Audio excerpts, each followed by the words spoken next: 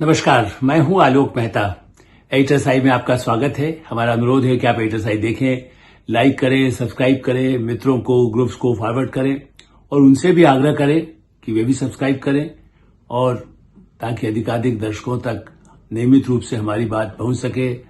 उनके कमेंट्स के रूप में और आपके कमेंट्स के रूप में आपकी राय, आपके विचार भी हमको मिल सके। पाकिस्तान से युद्ध तो अपनी जगह है, लेकिन राजनीतिक युद्ध जो है भारत में, उससे अधिक हमेशा वाक युद्ध चलता है।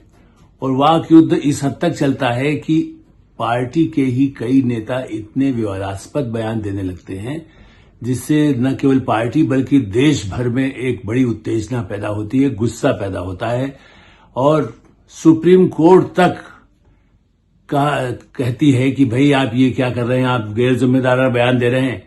लेकिन उसके बाद भी नेताओं के चेहरे पर शिकन नहीं आती। ऐसे भी नेता हैं।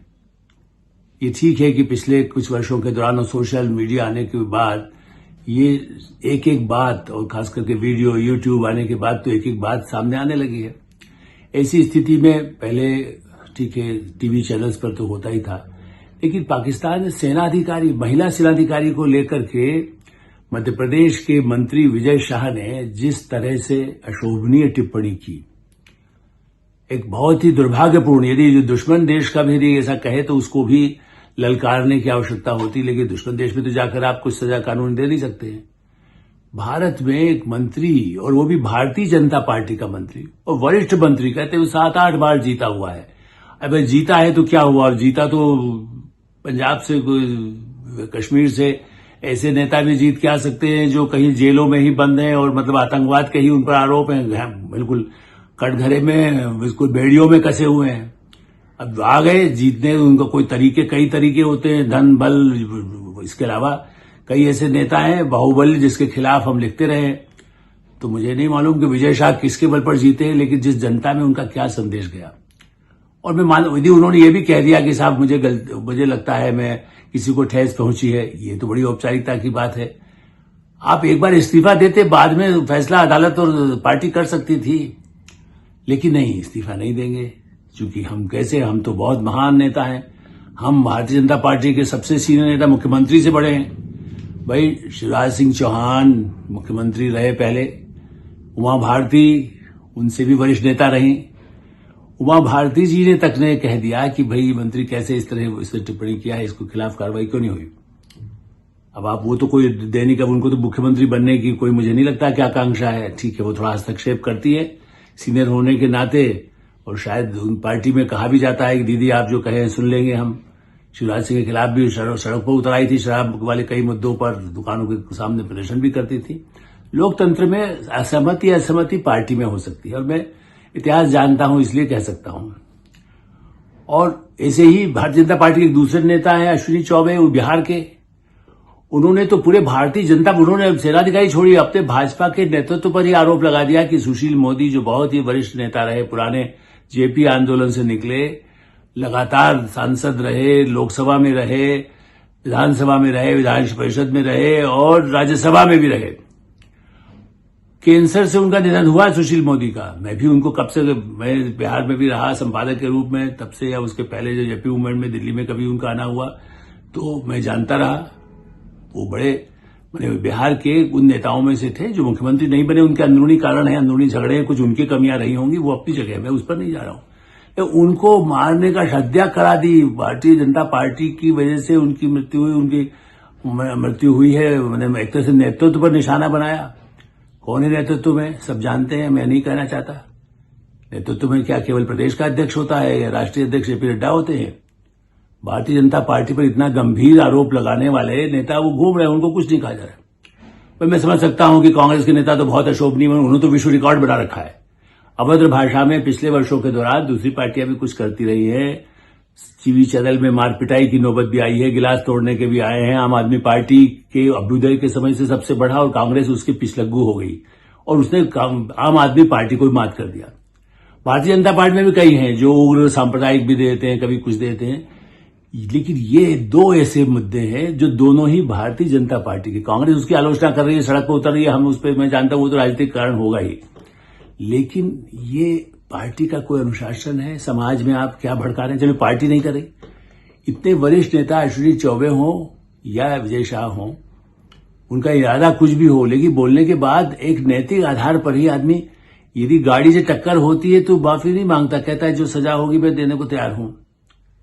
आप यदि किसी को गलती से गोली चल गई तो आप ऐसा तो नहीं कह सकते कि मैं मुझे माफ कर दीजिए, गलती से चल गई, मैं तो बोला था। तो गोली से ज्यादा ये है जिसमें पूरे देश भर में जिस समय इतनी गंभीर लड़ाई, बिल्कुल जिसको कह सकते हैं कि बड़े भारी आतंकवाद से इतनी बड़ी लड़ाई तो शायद विश्व में भी वैसी कहीं नहीं हुई जहां अपने पड़ोसी देश पर 9 ठिकानों पर 25 मिनट में इतने बड़े हमले हुए हों, आतंकवादियों के ठिकानों पर हमले हुए। ऐसी स्थिति में यहाँ का नेता ये बकवास उन्हें कर रहा है कि उनको जो उसकी जानकारी देने के लिए जो वरिष्ठ सेना अधिकारी आई, मैं इसलिए नाम देना चाहता कि उसको सांप्रदायिक रूप देंगे। लगता यही है कि इसका इसलिए नाराजगी कोर्ट की भी होगी या हमें होगी कि उसे आपके जो कई लोग जो भारतीय जनता पार्टी पर आरोप लगाते हैं तो उसमें आपके सांप्रदायिक, आपके अंदर की जो कीचड़ यदि कहीं किसी के मन में है, जो प्रधानमंत्री नरेंद्र मोदी के भी विरुद्ध है, क्योंकि वो यदि ऐसा करते होते तो वो इस पद पर नहीं पहुंचे होते। दुनिया उनको चाहे कुछ भी कहे, मैं इतना कह सकता हूं, लेकिन वो कभी ऐसे सोच से नहीं सोच सकते कि वो सेना में इतने या डॉक्टर एपीजे अब्दुल कलाम को किसने बनाया था, भारतीय जनता पार्टी ने, उनके नेतृत्व में, और सब लोगों ने माना उनको किस तरह से।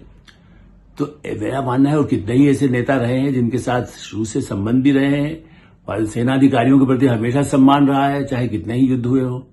तो महिला, जिसको महिला बढ़ाने की बात होती है, तो उमा जी ने कहा, और मैं इसलिए उमा जी ने कहा इसलिए मैं थोड़ा सा एक और बात भी कहूंगा। पार्टी में बड़ी छूट भी है, और उमा जी भी बेबाक बातों करने वाली, पुराने कांग्रेस में भी कई थे, उसके भी किस्से मैं बता सकता हूं। लेकिन एक मैंने इंटरव्यू 96 में किया था जब वो चुनाव लड़ रही थी लोकसभा का, बहुत महत्वपूर्ण चुनाव था। अब याद करिए, नरसिंह राव यहां पर प्राइम मिनिस्टर थे, भारतीय जनता पार्टी उसे तत्काल तो नहीं जीती, लेकिन उसके बाद की स्थितियों में तभी अंतिम परिणति में हुआ ना कि जो पूरी ऐसी सरकार गठबंधन की बनना पड़ी। उस उमा भारती उस समय जो इंटरव्यू दिया, वो पार्टी के कई लोगों से बहुत नाराज थी। चुनाव का मौका, मतलब अगले कुछ दिनों में मतदान होना था, और उन्होंने एक लंबा इंटरव्यू, मैं तब दैनिक हिंदुस्तान में संपादक था, और मुझे बताया गया था कि वो बहुत बोलने को उत्सुक है, बोल सकती हैं यदि आप जाएंगे। तो मैं चला गया, मैं तो संवाददाता भी रहा था, परिचय भी था। तो उन्होंने बेबाक इंटरव्यू दिया, और तब क्या कहा था जानते हैं? उसकी हेडलाइन, चूंकि मेरी एक पुस्तक है नामी चेहरों से यादगार मुलाकातें, बहुत उसमें इंदिरा गांधी से लेकर के और तक के कई प्रधानमंत्रियों, राष्ट्रपतियों के और नेताओं के इंटरव्यू हैं, पार्टी अध्यक्षों के हैं, राष्ट्रीय स्वयंसेवक संघ के सरसंघचालकों के हैं। तो उनका जो हेडलाइन मैंने दी उस अखबार में छपा था, पूरे पेज का इंटरव्यू। आप सोचिए, दिल्ली के अखबार में, तब सोशल मीडिया नहीं था, ये तो पता नहीं क्या होने वाला था। भारतीय जनता में भेड़ कट गई, सांड सींग मार रहे हैं। ये आदरणीय उमा भारती जी का था, इतनी बेबाक थी। और उन्होंने कहा था कि भाई जो है पार्टी में बड़ा लोगों की अनदेखी की जा रही है, एक तो अभी कोई उत्तेजक मुद्दे भाजपा के पास नहीं है, कार्यकर्ताओं के मन में थोड़ी अरुचि आई है, क्योंकि भाजपा का जो कैडर होता है अनुशासित कैडर होता है, दूसरी पार्टी का काम तो नहीं करता, कभी बगावत नहीं करता, लेकिन अरुचि आ जाने के कारण या कहीं थोड़ी अश्रद्धा हो जाने के कारण उसके काम करने की प्रणाली पर फर्क पड़ता है। अब आगे का सेंटेंस जो मैं आपको सुनाना चाहता हूं, उन्होंने कहा कि ये कैसे हुआ कि जो भेड़ है वो कट जाएगी और सांड सींग चलाता रहेगा। अगर हम भेड़ के लिए एक न्याय और सियार के लिए दूसरा न्याय रखेंगे तो उसके कारण कार्यकर्ताओं के मन में वो श्रद्धा भाव नहीं रहेगा। आप बताइए, भेड़ और बकरी और सांड सींग मार रहा है, इस तरह की बातें उमा जी ने भी की थी। और ये 96 का इंटरव्यू है, कहीं भी आपको अखबार के रिकॉर्डिंग में नहीं, तो जैसा मैंने कहा मेरी पुस्तक में उसका कोई डिनायल तब भी नहीं आया। बड़े हंगामा जरूर हुआ था दिल्ली में। भारतीय जनता पार्टी के उस समय जो उम्मीदवार खड़े हुए थे, डॉक्टर जैन, उनका नाम भी जेके जैन ही था, कांग्रेस के एक जेके जैन अलग, लेकिन वो राजमाता सिंधिया के बड़े क्लोज भी थे और उमा भारती भी उनकी क्लोज थी। लेकिन उस समय जैन भी निशाने पर थे जिनसे वो नाराज भी थी, और इसीलिए मतलब और भी लोगों से नाराज थी वो। आप लोग बैकग्राउंड उस पर अभी इस पर कहने का वक्त नहीं है। तो बोलने की छूट इतनी थी। उसके बाद वो पार्टी में रही, मुख्यमंत्री भी बनी, जो भी है आप जानते ही हैं कैसी स्थितियां रही हैं। और ऐसी नेता के लिए, और उस समय हाँ ये जरूर कहूंगा, चंद्रा स्वामी से उनके संबंध थे, नरसिंह राव तक अप्रत्यक्ष रूप से, यहां तक कि दिग्विजय सिंह, या बड़ा आपको आश्चर्य होगा चूंकि मैं वहीं मौजूद था जिस समय फोन पर कहीं कुछ कामों के बारे में बात हो रही थी, तो वो इतना चतुर थी कि उनसे भी यदि अपने इसके लिए कुछ काम है तो दिग्विजय सिंह के फोन आ रहे हैं, वो उनको भी कुछ मदद कर रहे थे। क्यों कर रहे थे नहीं जानते, क्योंकि दिग्विजय सिंह जाने, वो कह सकते डिनाई कर देंगे आज, उसका तो मेरे पास कुछ सबूत नहीं है, लेकिन शायद उमा जी बता सकेंगे यदि कभी कि दिग्विजय सिंह उस समय क्या चाहते थे। चंद्रा स्वामी के रिश्तों की वजह से नरसिंह राव को उनके प्रति सहानुभूति रखते थे, और इसलिए वो इंटरव्यू छपा और दिल्ली में डॉक्टर जैन चुनाव हार गए। पूरे पेज का इंटरव्यू छपा, सैकड़ों हजारों कॉपियां बंट गई, चांदनी चौक जिस इलाके से वो खड़े हुए थे, और भी पूरे दिल्ली में उसका असर भी हुआ। तो मैंने कहा मेरा इंटरव्यू अकेला, जो नाराजगी होगी पार्टी में भी उसका भी असर था, नेतृत्व पे था, या डॉक्टर जैन का जो भी हुआ बाद में, तो फिर वो भी कांग्रेस के साथ जुड़ गए, बहुत लंबी कहानी है। जैन स्टूडियो उनका बड़ा मशहूर रहा, अब वो नहीं रहे। बड़े वैसे बहुत भले व्यक्ति थे, डॉक्टर भी थे, बड़े लोग सब भारतीय जनता पार्टी के संघ के कई और लोग सब मिलने के लिए उनसे डॉक्टर के रूप में भी जाते थे, जब छोटा क्लिनिक दरियागंज में होता था। ऐसे ही दिग्विजय सिंह खूब बयान देते थे, बहुत विवादास्पद बयान देते थे। लालू यादव कम नहीं है, उनके बयानों में भी बहुत होता है। और अब कांग्रेस में राहुल गांधी जी के आने के बाद तो एक ऐसी बाढ़ आई है कि कोई भी कुछ भी, अंबानी अडानी तो छोड़िए, सोनिया गांधी को लेकर के कहिए तो कोई बात बीजेपी कहती थी या रामदेव कहते थे तो लोगों को तो तकलीफ हो सकती थी, लेकिन वो जिस ढंग से प्रधानमंत्री नरेंद्र मोदी सरकार और पूरी व्यवस्था, पूरे भारत के लोकतंत्र संविधान को तोड़ने वाला ऐसा सब कह करके जितनी गालियां देते हैं, ये भी एक अभूतपूर्व स्थिति है। तो सोशल मीडिया पर नियंत्रण पर तो मैं पहले भी बात कर चुका हूं, लेकिन पार्टियों को तो सोचना चाहिए कि क्या लगाम नहीं होना चाहिए। ठीक है, कांग्रेस में एक जब असहमति होती, सोशल मीडिया नहीं था, तो एक और उदाहरण मध्य प्रदेश का ही है। प्रकाश चंद्र सेठी उस समय भी देश के बहुत बड़े नेता थे, और श्यामाचरण शुक्ला भी कांग्रेस के बहुत बड़े नेताओं में से थे। पुले शुक्ला बंधु, विद्याचरण शुक्ला दिल्ली केंद्र में मंत्री थे, वो वहां मुख्यमंत्री थे। सेठी जी ने मेरी फाइलों में कहीं रखा है वो भी जब बातचीत, जिसमें उन्होंने कहा छाप दो, क्या कहा था वो जानते हैं? सरकार में 40 मंत्रिमंडल थे, छत्तीसगढ़ नहीं था। उन्होंने कहा ये अलीबाबा 40 चोर की सरकार है, मंत्रिमंडल में बड़े भ्रष्टाचार के आरोप श्यामाचरण शुक्ला की सरकार पर लगा रहे थे।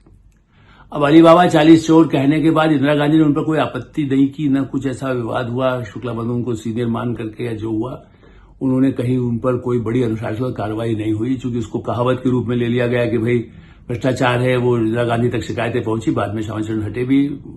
सेठी जी मुख्यमंत्री खुद भी रहे थे, गृहमंत्री रहे, पेट्रोलियम मंत्री रहे, पार्टी के कोषाध्यक्ष रहे, मतलब बहुत वरिष्ठ पदों पर, लेकिन बहुत उनकी ईमानदारी अंतिम तक लोग मानी जाती रही, चूंकि उनके इलाज के लिए भी अंतिम क्षणों में बहुत खर्च तक की व्यवस्था उज्जैन में मुश्किल से हो रही थी। इसलिए मैं कह सकता हूं कि ऐसे ईमानदार लोग भी रहे, वो बेबाक बातें कह देते थे। असहमतियां मंच पर भी होकर के कई बार मैंने तो देखा है, कम से कम कांग्रेस पार्टी में भी और भारतीय जनता पार्टी में भी असहमति व्यक्त करने वाले बड़े नेता रहे। खुद प्रधानमंत्री नरेंद्र मोदी जब संगठन में काम करते थे, तो जो मेरी जानकारी है, वो कई सवाल उठाते थे, संघ में भी उठाते थे, भारतीय जनता पार्टी में उठाते। अपनी आपत्तियां उठाना, अपनी असहमतियां बताना, वैचारिक सहमति असहमति बताना, बहस लोकतंत्र में आवश्यक है। हम हमारे साथी पत्रकारों में कोई असहमत होता है तो हम उसके साथ दुश्मनी थोड़ी होती है, हम उसके साथ काम करते हैं, उससे असहमत से उस पर लेख लिखवाते हैं, उसे छपवाते हैं, उसको भी रिपोर्ट को लगाते हैं। नेताओं से असहमति हो सकती है उनसे, लेकिन उनसे दुश्मनी नहीं होती। हम वो आजकल कहा जाता है कि आप या तो इधर इस पार है या उस पार है। लेकिन सेना के बारे में, सेना में भ्रष्टाचार हो आप लिखिए, हम कब मना कर रहे हैं। आप बोफोर्स के बारे में तो लिखते थे तो बड़ा कहते थे झूठा है, अभी भी राफेल पर कहा गया, लेकिन आज तक हुआ राफेल ही तो काम आई, उसका कोई प्रमाण तो दे नहीं सके राहुल गांधी। लेकिन अनर्गल आरोप लगाए जिसको अदालत में भी नहीं टिक सके। लेकिन सेनाधिकारियों पर, देश की सेवा करने वालों पर, या जो दिवंगत रह गए, जो खुद गवाही देने नहीं आ सकते, उनके लिए भारतीय जनता पार्टी या कांग्रेस पार्टी में भी किसी नेता के निधन पर, जो बहुत वरिष्ठ नेता रहे हों, हाल के वर्षों में कई नेता नहीं रहे, तो उनके बारे में कहा जाए कि वो पार्टी के षड्यंत्र से उनके निधन हुआ। कैंसर बीमारी तो ऐसी नहीं है जिसको कोई पार्टी कर सकती है। ये तो कोई, मतलब अश्विनी चौबे तो बहुत सीनियर नेता है, मैं उनको तब से भी देखा है, वो ये बात कह सकते हैं कैंसर कोई इससे होता है, पार्टी कोई उनको बटन दबा देगी, इंजेक्शन लगा देगी। मुझे याद है कैलाश जोशी के लोग कहते थे कि उनको हटाना था, तो लोग उनको जाकर कहते रहे आपकी तबीयत ठीक नहीं लग रही है, ये नहीं है, आप सुबह रात को जाग के कहां चल रहे थे। कुछ ऐसे कुछ मैंने दुष्टता वाले लोग भी हो सकते हैं, लेकिन ये तो नहीं कर सकते ना कि इंजेक्शन लगा के पार्टी के किसी ने कैंसर कर दिया हो। ये तो चिकित्सा क्षेत्र में भी कोई स्वीकार नहीं करेगा। तो ऐसे अनुशासनहीनता को यदि पार्टी के नेतृत्व प्रादेशिक हो, मुख्यमंत्री मोहन यादव हो या जेपी नड्डा जी हो, क्या पार्टी में उन लोगों को तत्काल, एक बार तो सांकेतिक तो होता है, कई बार इस्तीफे होते हैं उसके बाद वापस हो जाता है, उनको बहुत महत्वपूर्ण पद हो सकता है, मुख्यमंत्री बन जाए, देश के कुछ भी नेता बन जाए, लेकिन नैतिकता के आधार पर सुप्रीम कोर्ट की फटकार के बाद एक क्षण भी मुंह दिखाने लायक, अब ये कह सकते हैं अभी सुनवाई चलेगी तो वो तो 20 तारीख लगाते रहिए आप। वो तो अरविंद केजरीवाल पर भी कुछ नहीं है, वो बाहर घूम रहे हैं, कुछ भी बयान दे रहे हैं, प्रदूषण के लिए जिम्मेदार नहीं, वो भी कह रहे हैं। तो क्या उनको वो कह देंगे उनको कोर्ट ने नहीं, उसके बाद चुनाव जनता ने तो हराया, तो अब जनता का इंतजार करेंगे जब मध्य प्रदेश का चुनाव होगा विजय शाह के लिए। अश्विनी चौबे को टिकट या उनके बेटे को टिकट नहीं मिल रहा है, इसकी इस बाध्यता पार्टी में हो जाएगी क्या इस बयान से। लेकिन इस अनुशासनहीनता का केवल पार्टी के लिए असर है, समाज के लिए असर है, नई पीढ़ी के लिए असर है। इसलिए हमें इस तरह की तीखी बातें कुछ बतानी और कहनी पड़ी। एडिटर साहब यही विराम देते हैं। आप एडिटर साहब देखते रहे, लाइक करें, सब्सक्राइब करें, मित्रों को उसको फॉरवर्ड करें और आपकी जो राय है उससे भी हमें अवश्य अवगत कराएं। धन्यवाद, नमस्कार।